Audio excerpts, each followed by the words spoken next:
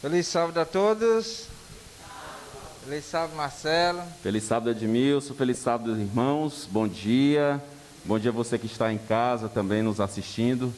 E juntamente conosco, cultuando ao nosso Deus. Porque o culto a Deus, ele não só é a partir das 10h30, né, Edmilson? Não. Ele começa ao momento que a gente entra aqui na igreja, na casa do nosso Pai. Amém, irmãos? Amém. Vocês estão bem?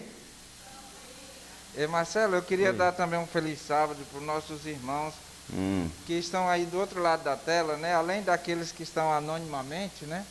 Mas tem uns que estão sempre presentes conosco, né? Estão sempre dando, passando alguma mensagem, dando um bom dia, né? E eu queria ver aqui, ó, algumas pessoas como a Zé Zamorim, né? Que está sempre conosco, também a nossa irmã White, lá de Agricolândia. A Ellen White. Sim, eu vi mesmo do... Sim, ela sempre está conosco, nos assistindo. A Zéza Yasmin também. Hoje ela disse que não estava assim com... Já tinha irmão aqui se benzendo, Edmilson. Quando tu falou irmã White.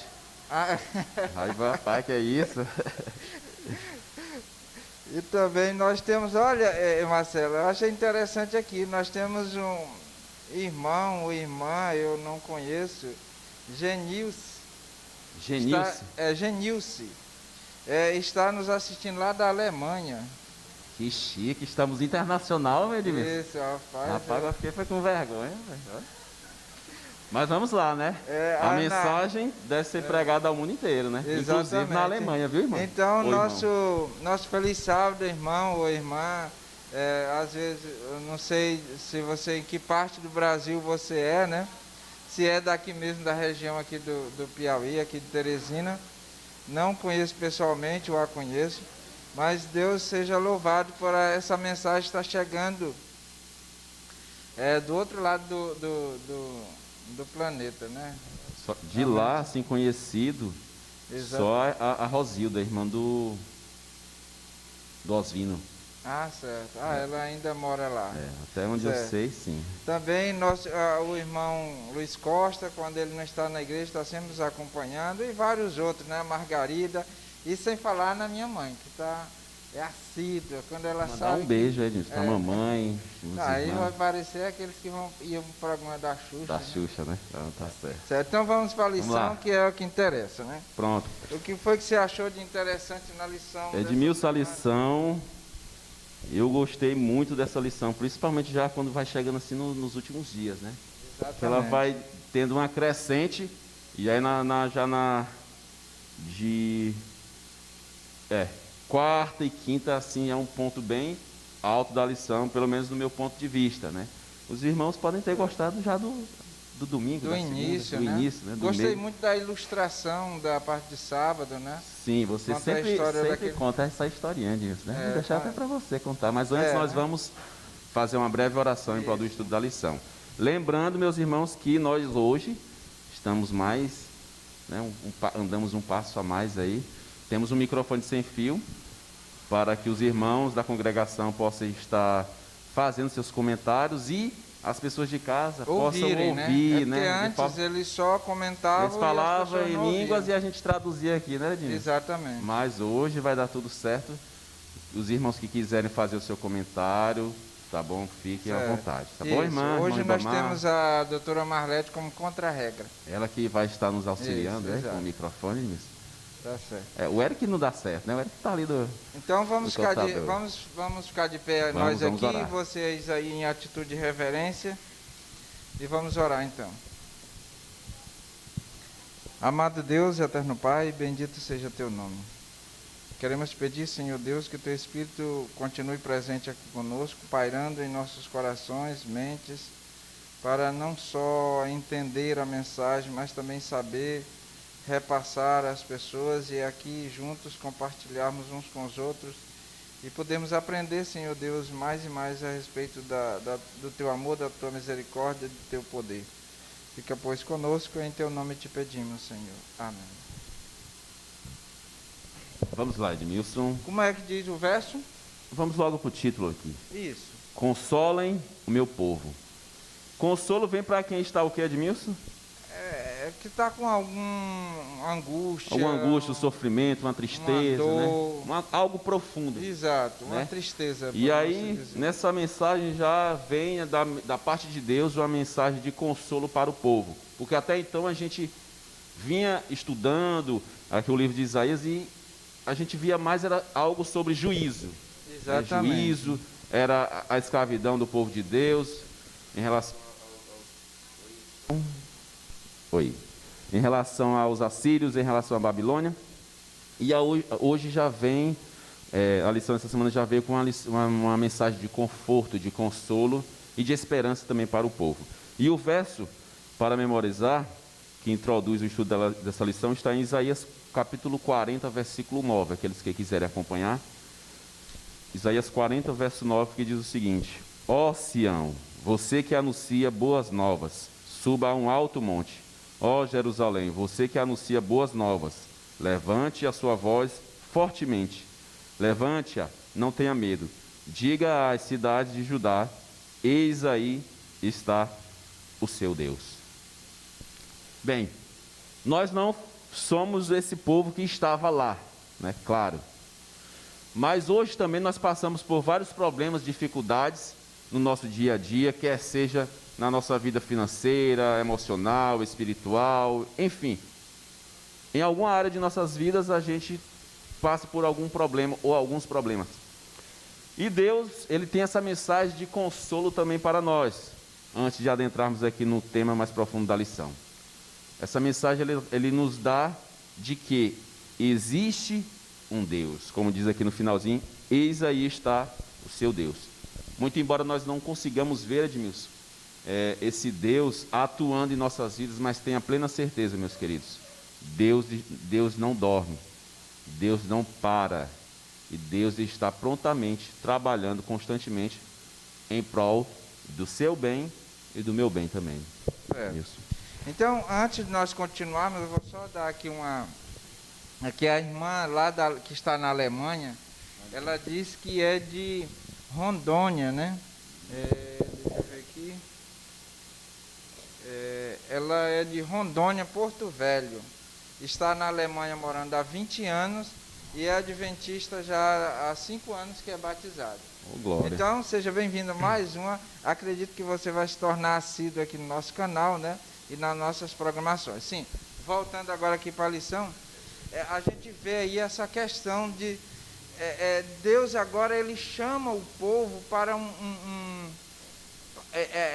para que a gente console os seus filhos, console o seu povo, porque o momento de castigo havia passado. E aí, como eu estava frisando aqui, a história de sábado, né, faz me lembrar,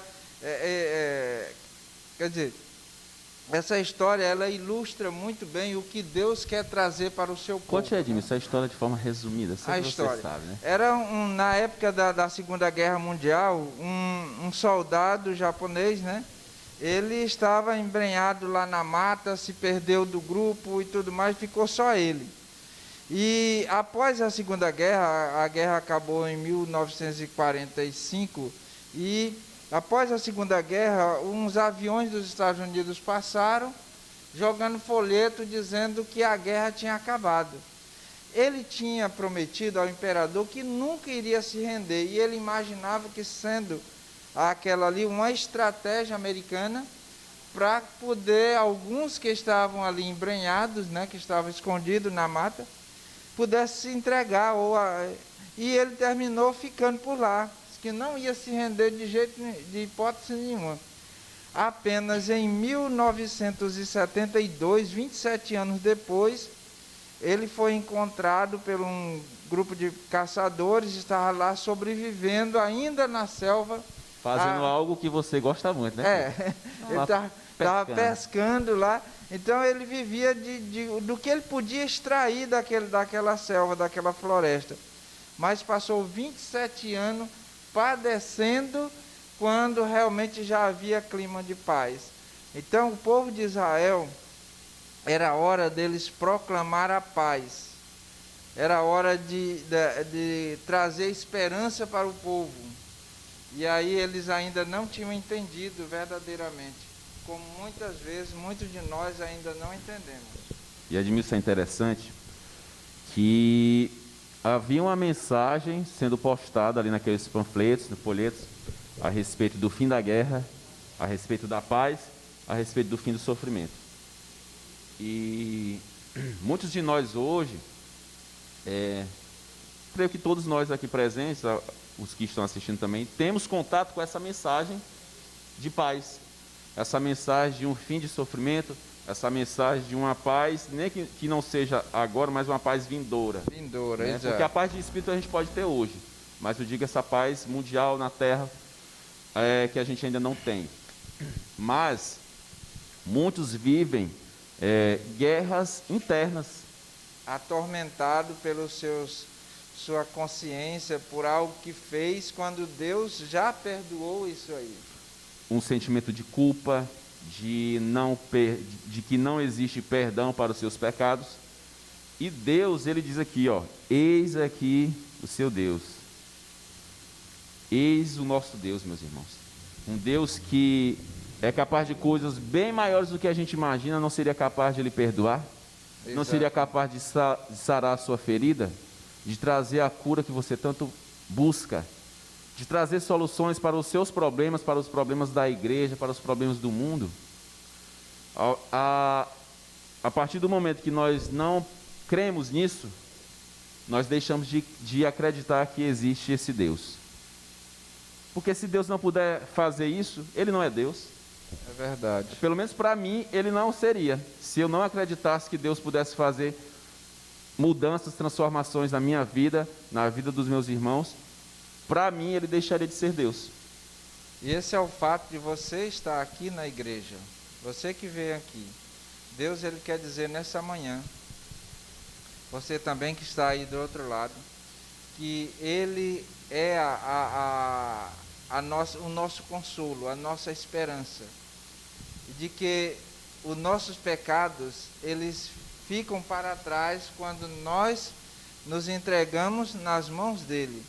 Então, essa era a mensagem que ele queria que Isaías passasse para o povo.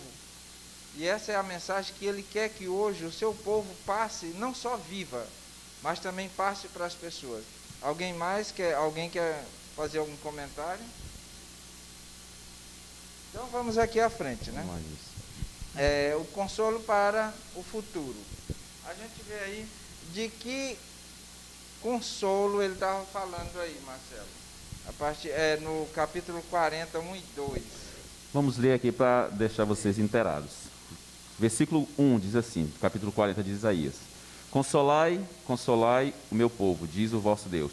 Falai ao coração de Jerusalém, brandai-lhe, que já lhe é vindo o tempo da sua milícia, que a sua iniquidade está perdoada, e que já recebeu em dobro das mãos do Senhor por todos os seus pecados. Aqui vem dizendo que o povo de Deus já havia sofrido muito. Não porque Deus quisesse castigá-los, porque Deus quisesse impor a eles esse sofrimento, mas tudo relacionado às suas escolhas. Eram consequências da rebelião que o povo de Deus fazia em relação ao próprio Deus. O seu povo rebelava-se e ali, infelizmente, eles estariam suscetíveis a passar por esses sofrimentos. Então não foi algo que foi provocado pelo próprio Deus, foi algo provocado pelo próprio povo.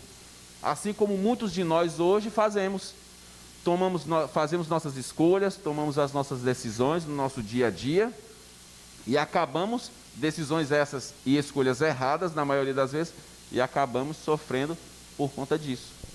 E às vezes nós somos tendenciosos a culpar Deus. Onde está Deus? O Senhor não está vendo isso e aquilo? Mas se você prestar muita atenção, você verá que grande maioria do sofrimento que nós passamos aqui é por conta de nossas próprias escolhas. É claro que, levando para a questão da semeadura, que as pessoas dizem assim, cada um planta, colhe o que planta. Muito bem, concordo. Porém, também, às vezes, o inimigo semeia também, né, Edmilson? Exatamente. Ele semeia o joio para e às vezes a gente colhe também algo que não é, que não plantamos. O exemplo claro é o de Jó, né? Exatamente. Jó não estava sofrendo ali, não era Deus que estava, mas então, era o inimigo. Eu falei isso por quê? Porque geralmente as pessoas só falam essa primeira parte. Cada um colhe o que planta. Mas nem sempre a gente planta algumas coisas. O inimigo vai lá e planta, e você, infelizmente, acaba colocando no seu cesto algo que não era para você. Eu queria destacar aqui essa passagem de Isaías 40, que era uma profecia para o futuro, né? Sim. Veja, Isaías ele viveu muito antes do cativeiro. E essa profecia era pós-cativeiro. Né? Essa profecia ele estava falando da libertação do povo de Israel da Babilônia. Da Babilônia, né? Ou seja, eles ainda não tinham sido castigados e Deus já estava profetizando que eles seriam consolados. Livrados, né? Consolados. O castigo seria para que eles tomassem pé do que estava acontecendo na vida deles. Então, essa profecia também, ela se aplica a nós no futuro. Porque, veja, ela estava sofrendo, o livramento seria do castigo babilônico. E nós também vamos sofrer e padecer pelas provações vindas também de Babilônia espiritual. Mas assim como o povo de Israel foi prometido para eles, antes mesmo deles sofrerem aquele castigo babilônico, foi prometido para eles o livramento. Também para nós é prometido já um livramento. Então, quando nós estivermos sofrendo, a gente tem que ter essa profecia como base, que assim como se cumpriu no passado. Veja, a profecia ela foi dada antes do cativeiro.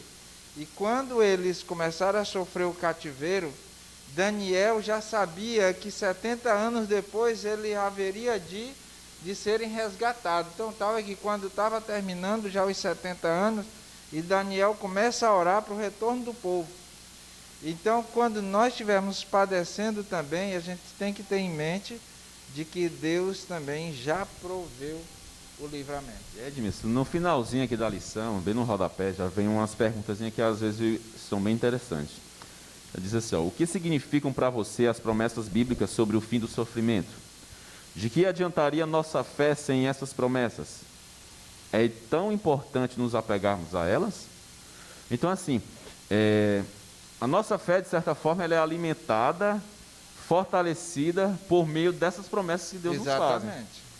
Se nós não acreditarmos nessas promessas, em vão é a nossa fé. É a nossa fé.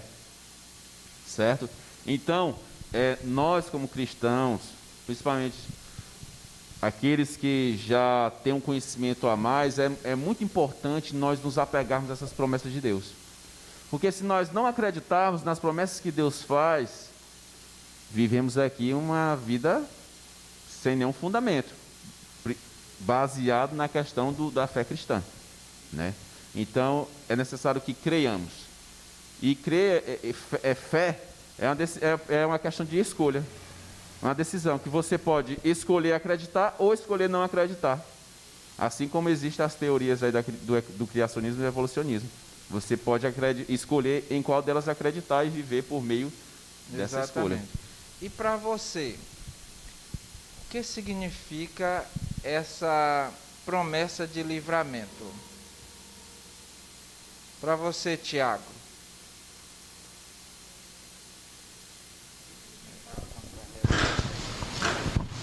Deixa eu pegar o microfone. Deixa eu pegar o microfone. Carrega, sabe?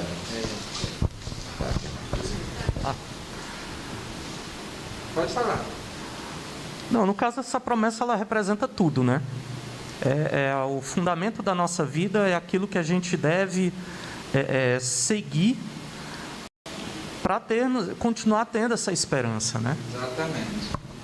Quem falou foi o Tiago. Já que você está aí, já vou... Mais alguém quer dar uma participação? Frei, para você, o que significa essa promessa aí de livramento?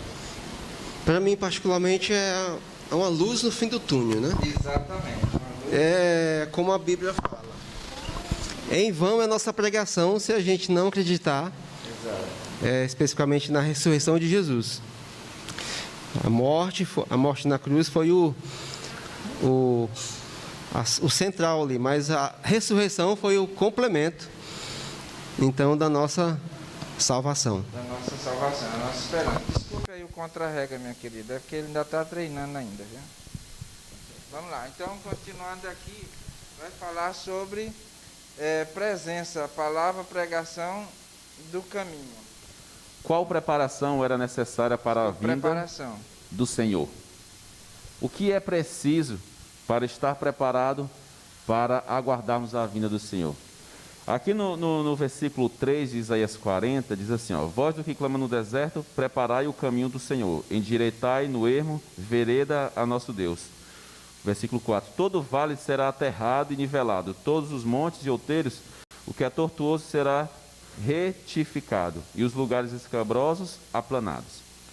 Quando um rei, naquela época, quando um rei iria se dirigir de uma localidade a outra, ele mandava, servos eram enviados à frente. Ajeitar a estrada. Ajeitar a estrada. Principalmente, por exemplo, nos dias de hoje, já estão começando nas chuvas aí, algumas estradas bem, né? Era enviado no popular os peão, né, Nilson? Para aplanar a estrada. Digamos aqui, Marcelo, que o presidente ele vai visitar uma cidadezinha, né? Sim. Aqui do sertão do Piauí. E aí, então, ele vai descer no aeroporto mais próximo. E geralmente, do aeroporto até aquela outra cidade, eles mandam fazer uma maquiagem. Sim. Na rodovia, que é para poder... Porque naquela época os reis eles não podiam ser sacudidos dentro do carro. Aí o rei também mandava preparar a estrada, né? Nivelar a terra, porque eles vinham de carroça, de carruagem. Tirar as pedras do caminho, a sujeira, tudo. Né? E aí, trazendo para os nossos dias de hoje, para a nossa vida, de forma prática, o que é preciso, né? O que é necessário preparar, né, em nossa vida para a vinda do Senhor? Essa mensagem aqui, ela tem uma aplicação pessoal e também coletiva. Ela tem uma aplicação que já se passou e uma aplicação futura também. Geralmente uma profecia, ela tem duas ou mais aplicações.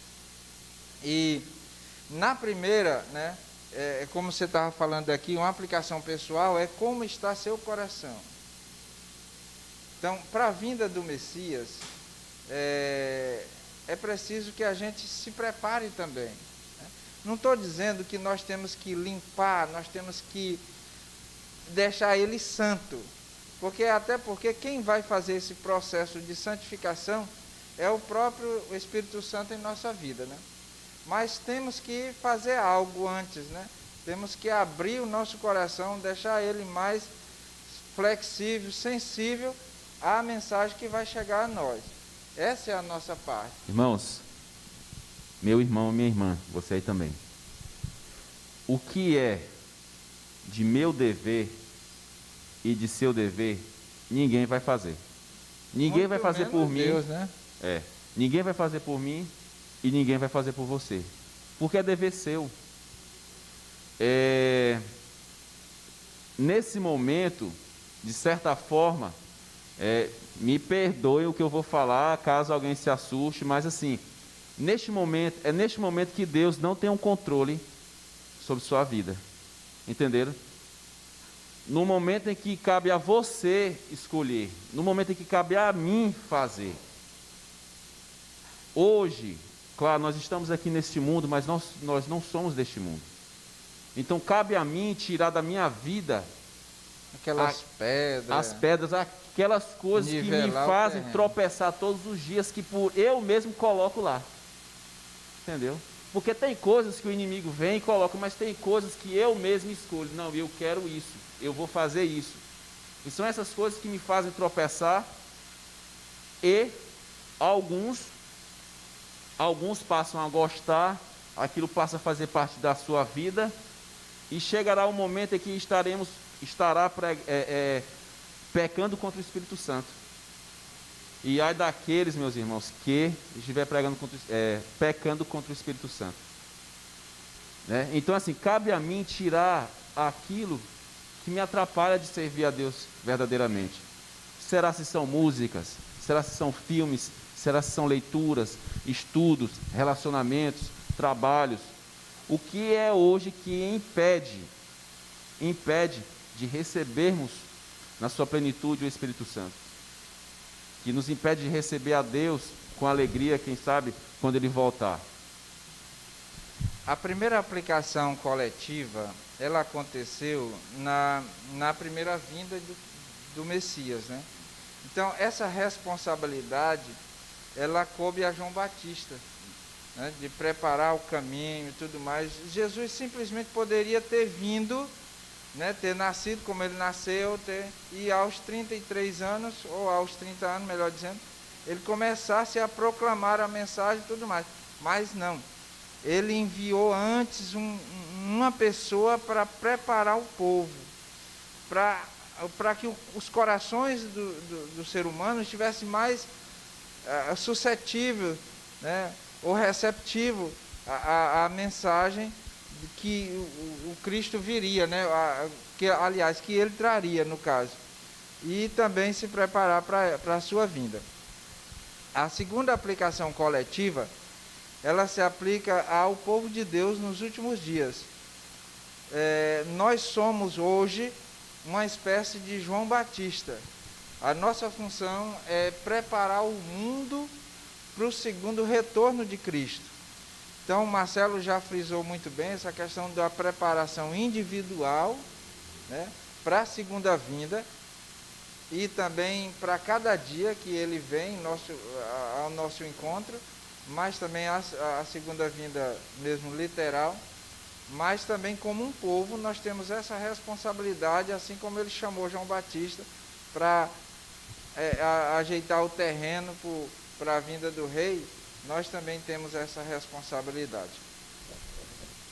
Alguém aqui quer comentar alguma coisa? Aqui não dá para nós acompanhar os comentários do povo que está aí, porque tem uma certa diferença de tempo, né? Exatamente. Demora um pouco para chegar lá, demora um pouco para voltar para cá. Pronto. Aí vamos à frente então.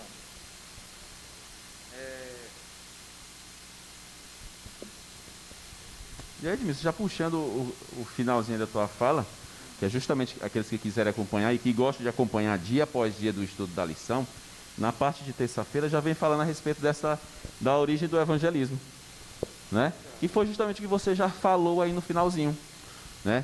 Que é a proclamação das boas novas, né? Então, assim, nós hoje devemos tomar parte ativa neste trabalho. E alguns se perguntam assim, por que ele ir à igreja, se eu estou aqui em minha casa assistindo o meu culto, ou então se eu já faço meu trabalho missionário individual? Mas há uma obra também a ser feita em conjunto.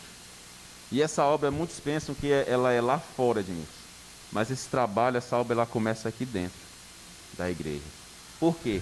Porque às vezes o Edmilson vem para a igreja desconsolado, cabisbaixo, triste, e aí... A pescaria foi fraca. Como é? A pescaria foi fraca. A pescaria foi fraca.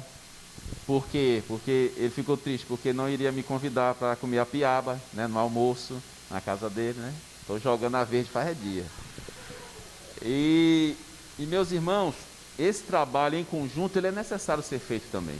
Como eu falei, começando aqui dentro da igreja, porque às vezes eu sou a mensagem de consolo, de conforto e de esperança para o Edmilson. Assim como você é para a pessoa que está aí do seu lado ou para a pessoa que está lá atrás.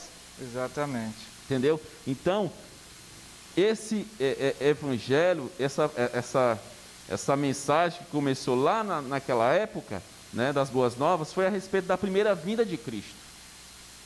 E hoje nós vamos proclamar a respeito da primeira vinda de Cristo? Não, porque isso alguém já fez. Isso já foi feito lá no passado. Hoje o nosso serviço, o nosso trabalho é fazer o mesmo trabalho a respeito já o quê? Da segunda vinda, da volta de Cristo.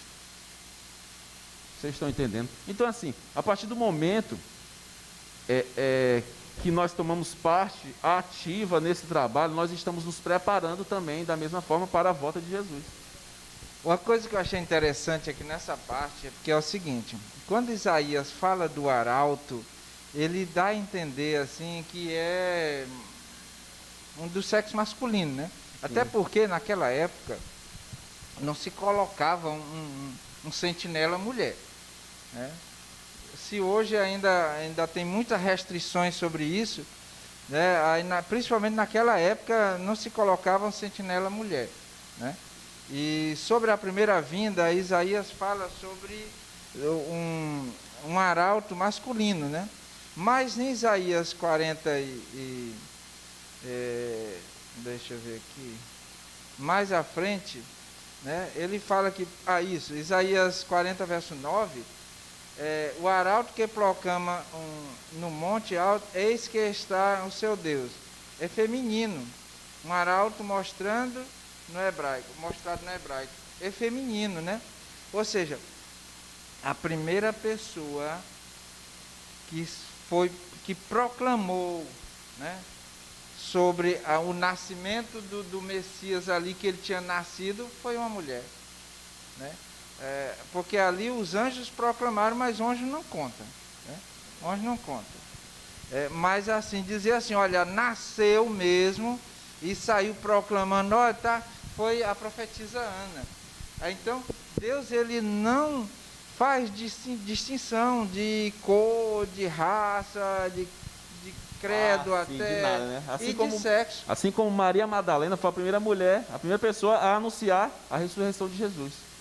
Então, não se intimidem por alguma coisa de ser homem ou ser mulher e tudo mais, mas Deus pode usar qualquer um que se disponha nas mãos dele para proclamar essa mensagem. E assim, Edmilson, eu sempre gosto muito de brincar, né, com esse... As meninas até se zangam comigo, mas é tudo brincadeira, viu, Cássia? Quando eu falo essa questão de homem e mulher. Mas assim, hoje eu vejo que as mulheres, elas têm um trabalho assim, exercem de fato um trabalho muito maior do que os próprios homens. É verdade. Porque assim, geralmente os homens, eles estão mais voltados à questão da pregação, de sermão em si, né, de assumir ali ao púlpito. A gente não vê tantas mulheres pregando, apesar de hoje já ter uma crescente muito boa. Isso. Né? Mas no dia a dia, no que é fora dessa questão do sermão, da pregação, eu vejo as mulheres fazendo um trabalho até muito maior do que os próprios homens, né? Então é algo louvável, né? A gente vê as mulheres exercendo tão importante trabalho na causa de Deus, né? E não é só para salvar mulheres, é para salvar homens e mulheres, né? Homens e mulheres. Então, assim, exatamente. Você, mulher que às vezes se sente recriminada, ou, como é que eu posso dizer uma outra palavra? Excluída. Né, desse trabalho, nunca se sinta. Tome também a parte ativa no trabalho que lhe corresponde. Porque o trabalho que cabe a você, mulher, homem nenhum irá fazer. Assim como o trabalho que cabe ao homem, mulher nenhuma irá fazer. Mas, se nós deixarmos de fazer, até as pedras irão fazer. Né? Irão clamar, tá certo. E, continuando aqui a lição, fala sobre Criador misericordioso, né? Como Isaías 40 descreve os temas da misericórdia e poder de Deus.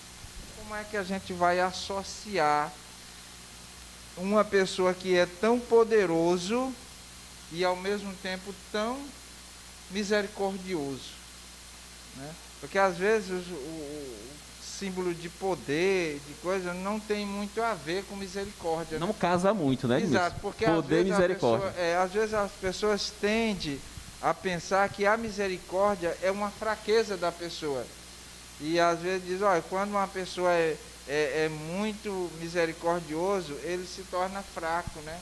Ele não é assim digamos assim, um líder. Sabe o que é, Edmilson? No popular, vamos aqui, irmãos, no popular. Uma pessoa bondosa, que geralmente é misericordiosa e etc, etc, ela é tida nos dias de hoje como besta. Um abestado, né? Um trouxa, uma trouxa, né? Mas nós bem sabemos que não é isso. né? A bondade, a misericórdia é uma característica que a gente vê de forma tão explícita no caráter de Jesus, que ai de nós, quão bom seria se todos nós tivéssemos afloradas essas características, essas qualidades. E tem uma frase que eu achei muito interessante aqui nessa lição de quarta-feira, que diz assim, ó: Deus, né, Ele deseja salvá-lo porque é misericordioso, e Ele é capaz de salvá-lo porque é poderoso. Amém? Amém. Então, meus irmãos, para Deus nada é impossível. Minha mãe, que ainda não é adventista, ela é só simpatizante, Edmilson, né? Certo. Ela diz que ela não acredita muito nessa questão de uma pessoa ser salva, ser merecedora de ser salva. Ela diz assim: ah, Maria, os trate ruim, faz tudo de ruim aqui na terra e vão ser salvos. Ela diz de certa forma que não é justo, né? E na realidade Realmente, ela tem razão. Realmente não Porque é. não é justo, não é. Mas ela só fica com a primeira parte, de que não é possível. E Deus nos diz todos os dias que é possível. Exatamente. Que Ele veio salvar justamente o pecador. Ele veio salvar justamente o que se havia perdido. E se esse perdido hoje, por eu ou você, Ele é capaz de salvar, amém? Porque o elemento vai dizer que não são os sadios que precisam de médico, né? Não são os pecadores, aliás, os justos, que precisam de remissão, mas sim os pecadores que precisam, os doentes, de médico. Deus é tão tremendo, Edmilson, que parece contraditório. Deus, Ele é justiça, é bondade e misericórdia para com os maus, os injustos. Também. Olha só. Você poderia me dar aí um exemplo bíblico onde se junta a misericórdia e ao mesmo tempo o amor, aliás, a justiça, que é o poder de Deus, e a misericórdia, que é o amor de Deus? Um exemplo claro aí. Alguém poderia nos ajudar? Um fato bíblico. Luziana? A Luziana é isso. É o irmão... Irmão Ribamar aqui, Shirley. Deixa o microfone chegar aí. Nós estamos ainda treinando os contra-réis. Quer dizer, Jesus Cristo disse que os últimos serão os primeiros e os primeiros os últimos. Sabe por quê? Porque a mãe do irmão Marcelo, ela não é, né? Adventista, né? Mas pode, antes dela, Jesus Cristo voltar, ela né? Converter, aí é salvo. E muitos de nós que estamos se afastam e tudo, somos perdidos, né? Muito bem. Um exemplo aí bíblico. O Eric tem um comentário. Quem? O Eric? Vamos ouvir agora o Eric. Você comentou de um exemplo de justiça e misericórdia. Eu penso, por acaso me veio Sansão à mente, sabe?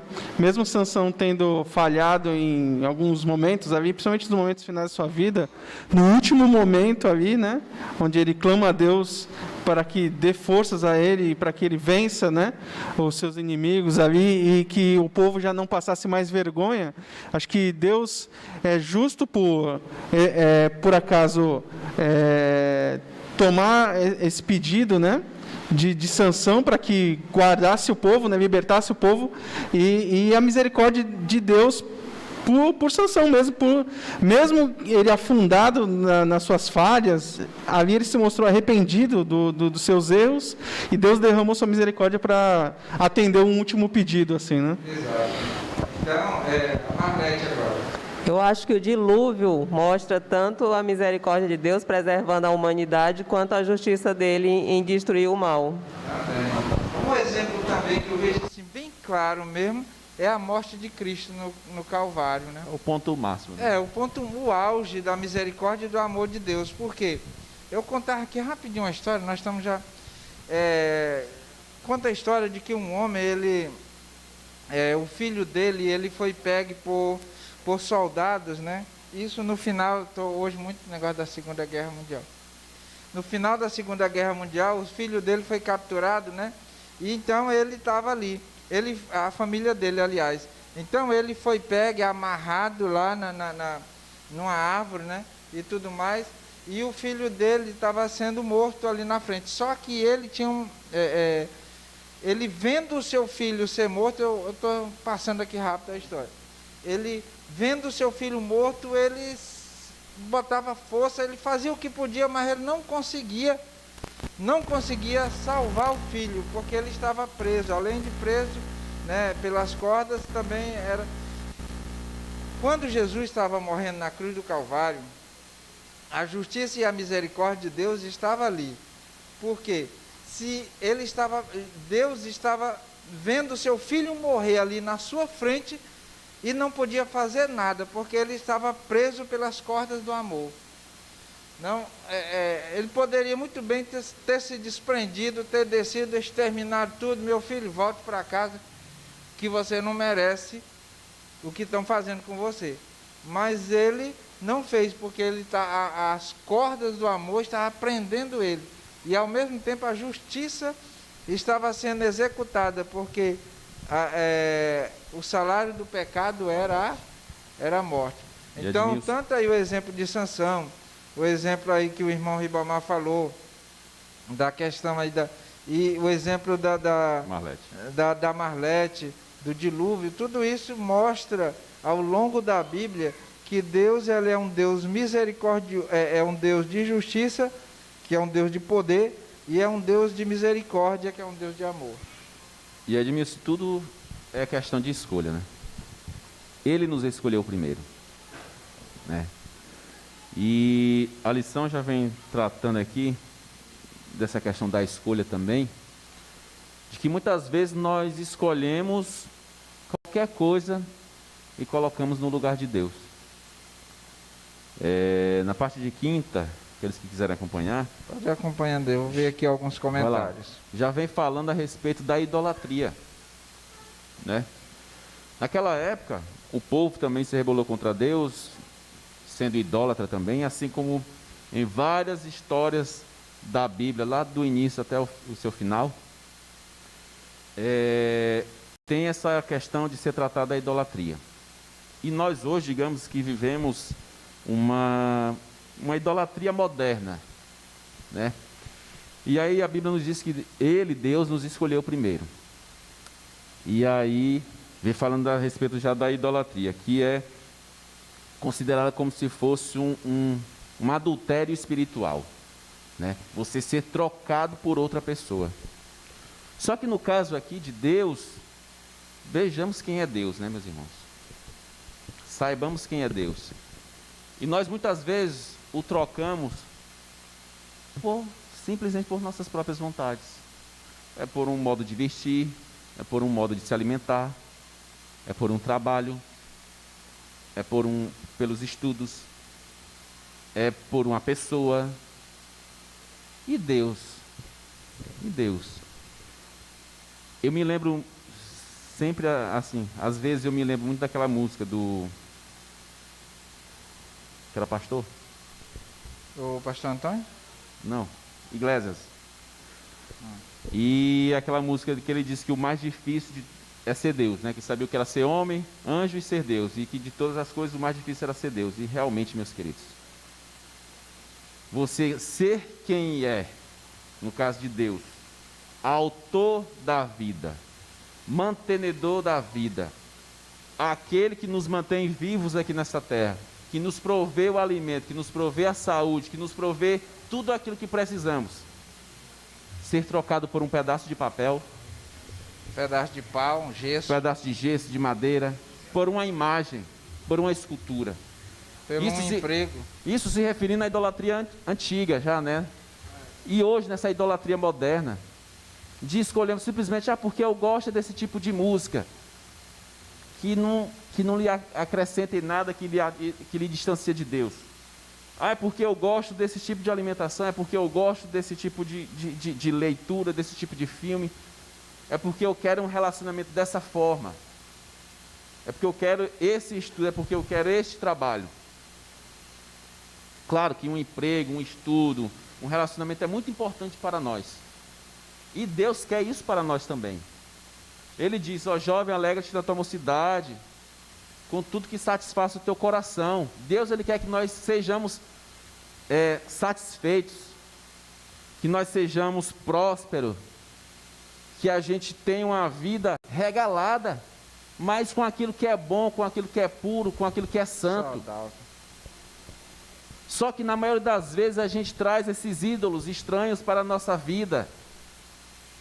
E ele diz antes, ó, endireitai o caminho, porque eu quero chegar até você, porque eu vou voltar, e tua vida precisa estar reta, plana, para receber o que é divino. Porque caso contrário, você indo para o céu, digamos que aconteça, de alguém assim ir para o céu, vai estar lá no céu insatisfeito. Não tem quando, geralmente tem uma aula, geralmente mulher que tem esses comportamentos, né, gente? Ela fica cuidado, assim aí, cuidado. Uma aula ruim de um professor chato, ela já fica assim, Maria, fazendo caras e bocas. E assim, seria uma pessoa no céu insatisfeita com o que iria ter lá, porque não teria tudo aquilo que gostava aqui nessa terra. E Marcelo, diga lá, Edilson. Continuando aqui, mano, segura aí essa... Vai lá. O problema é que nós estamos esperando ser transformados. Não, quando eu for, eu vou ser transformado, eu não vou mais sentir. Eita glória, né? Só que é um equívoco muito grande, porque a transformação ela tem que acontecer diariamente. Não, Mauro? Chega aqui conosco, Mauro, nosso mensageiro dessa manhã. Seja bem-vindo, não só ele, como os demais que vieram com ele. Vocês estão aí, pode chamar mais gente, viu? Chegou um pregador aí de peso para passar a lição hoje. Pronto. Passar a mensagem. Então, meus queridos, esses ídolos modernos que nós estamos colocando no lugar de Deus. E eu tenho certeza que se nós pararmos para pensar, nós aqui na igreja, você que está aí assistindo, você sabe, no fundo, eu sei, Edmilson, você sabe, todos sabem o que nos afasta de Deus. Todo mundo sabe. Se a gente parar para pensar, é que acha que a gente não quer, não tem aquela... Não fale do assunto. A gente não quer ter contato com a realidade.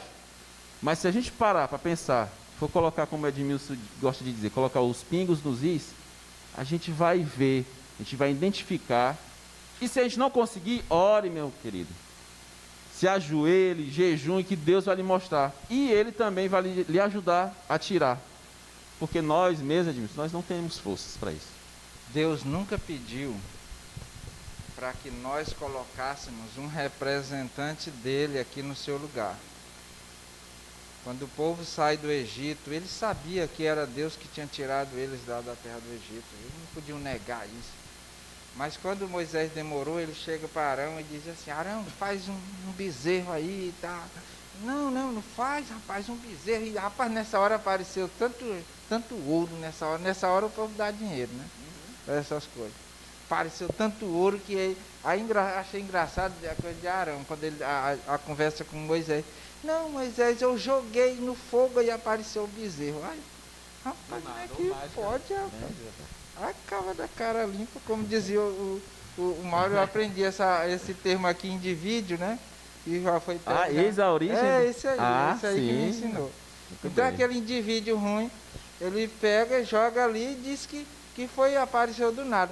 Então, o povo está... Aí quando o bezerro aparece, ele diz assim, esse aí, o nosso Deus que nos tirou do Egito. Ele sabia que era o Jeová que tinha tirado. Mas eles estavam colocando no bezerro como se fosse uma representação visível de Deus. Mas Deus não aceita.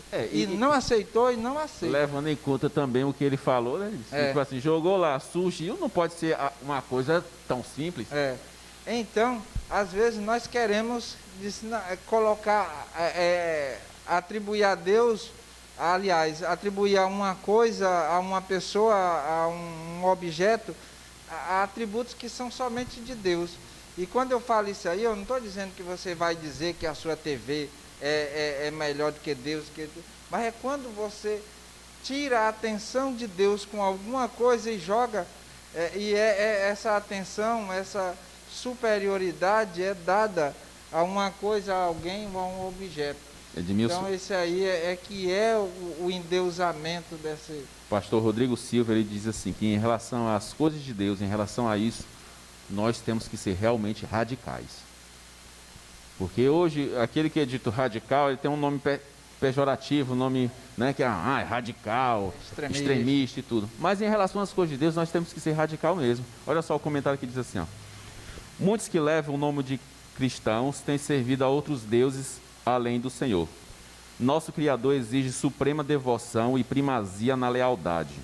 Qualquer coisa que tenha a tendência de diminuir nosso amor a Deus ou de interferir no serviço devido a Ele, torna-se dessa forma um ídolo. Então, meus irmãos, que nós possamos nos desprender de tudo e de toda e qualquer coisa que nos afastem de Deus, que diminua a nossa adoração a Deus, né? Eu sei que a coisa não é tão simples como parece ou como é falada, né? Porque no nosso dia a dia nós temos trabalho, alguns estudos, outros têm um trabalho de fora, outros trabalho de casa, né? Como a grande maioria das mulheres e alguns homens que ajudam também. Mas, meus irmãos, não é fácil realmente, mas eu tenho plena certeza que sem Deus vai ser impossível. Não vai ser difícil, vai ser impossível. Porque o próprio Deus diz que sem mim nada podeis fazer. E quando ele diz nada podeis, é em relação às coisas do alto. Porque as coisas ruins a gente faz sem Deus mesmo, né, Edmilson?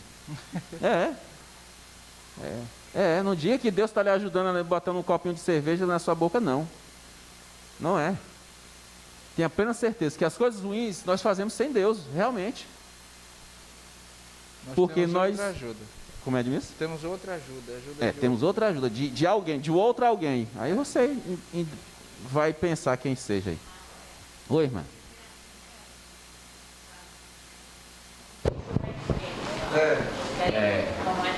Alguns dizem o capítulo. É o cão. É o Satanás mesmo que faz essas coisas. Pronto. Resumiu tudo, né?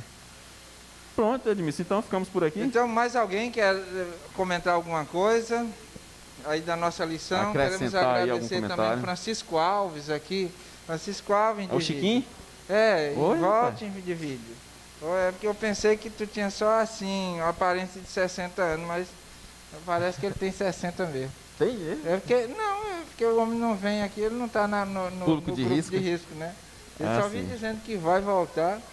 Estamos esperando você, Francisco. Um abraço. E temos aqui o irmão Luiz Costa, está aqui conosco, e vários outros, né? Que estão aqui e deram aqui a sua contribuição, né? A sua participação, os que estão acompanhando aí, viu a mensagem dele. Que Deus seja louvado pela... você que está aí assistindo conosco, você que está aqui presente conosco, e que essas lições, ela não fique apenas assim na teoria em nossa vida, mas que possamos... No falar ou no ouvir, né? Exatamente, que possamos praticá-las no dia a dia e que realmente o caminho do Senhor seja aplanado em nossa vida para que Ele volte. Só uma última contribuição. Deus não é viciado em adrenalina, que tem que ter muita dificuldade para chegar no seu coração, né? Porque tem gente que quer subir no Monte Everest, né? Quer subir não sei onde, quanto mais dificuldade, maior. Deus, Ele quer que nós prepare o nosso coração para que Ele chegue. Mas se você botar obstáculo, eu disse, eu não sou viciado em adrenalina não. Então nós temos que preparar o nosso coração para que o Rei possa chegar. Mesmo assim, irmãos, mesmo por mais longe que você esteja, Deus ele pode ainda te alcançar. Basta você querer. Exatamente. Amém? Mas são os obstáculos naturais. Sim. Não é o obstáculo que você coloca. É verdade. Próxima semana nós iremos estudar sobre servir e salvar. Certo? Exatamente. Tema da lição 9, você pode aí estar essa semana estudando para que próximo sábado a gente possa falar menos, né, Edmilson? Exatamente, terminamos falando demais. É verdade. Vamos orar? Ficamos todos em pé? É porque a lição estava muito boa, quero pedir desculpa aos irmãos que estão aí do outro lado, aqui a igreja, porque a lição realmente tinha muita lição, né? Foi legal. A lição tinha muita lição. Verdade. Vamos orar? Oremos. Santo e eterno Deus, bondoso Pai, a Ti, ó Deus, agradecemos por Teu amor e por Tua misericórdia. Obrigado, Deus, porque o Senhor é tão poderoso, que é capaz de nos ajudar, que é capaz de nos auxiliar, que é capaz de nos dar forças também, para não só sair do pecado, mas para continuar na vida cristã. Amém. Que o Senhor, Deus, de já perdoe os nossos pecados, que o Senhor purifique a nossa mente, o nosso coração, nos lava, ó Deus, de todo e qualquer mal e derrame sobre nós, Senhor, o Espírito Santo, para que nós possamos viver constantemente na Tua presença, fazendo a Tua vontade. Fica, pois, conosco, Senhor, abençoando cada um de nós e nossas famílias. É o que te pedimos e agradecemos, em nome de Jesus. Amém. Amém.